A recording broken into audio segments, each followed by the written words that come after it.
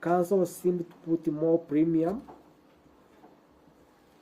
on the rights of and interests of the first and second respondents above those of the second to fourth petitioners, and the constitutional command regarding the rights of arrested persons to, among others, be informed of the reasons for their arrest, be allowed to communicate with an advocate and other person whose assistance is necessary, and be brought before court as soon as reasonably possible, but not later than 24 hours after being arrested.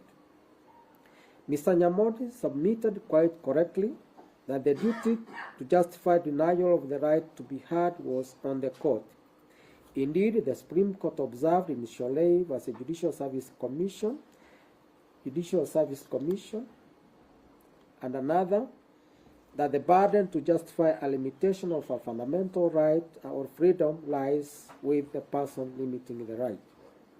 The issue here is about competing rights.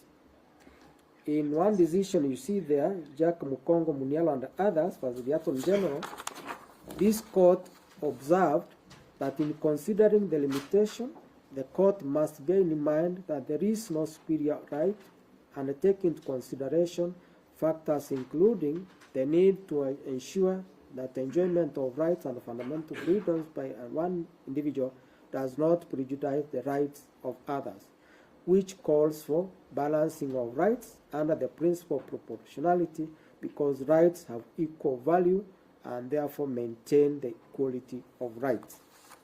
Addressing the issue of conservatory orders in Itrai Tamunya, the Supreme Court stated that conservatory orders should be granted on the inherent merit of a case, bearing in mind the public interest, the constitutional values, and the proportionate magnitude and priority levels attributable to the relevant causes. All persons are entitled to and enjoy equal rights under the Constitution. No one has superior rights over the other. The court is required to apply the proportionality test, balance the rights, and where necessary, give priority to the rights of the most vulnerable person. In this petition, the fate of the second to fourth petitioners who were arrested by police officers on 16th of December 2024 is unknown. They were not produced before court as demanded by the Constitution, and their relatives do not know where they are. Securing their lives and safety, securing the lives and safety of the second to fourth petitioner was and must remain of priority to this court.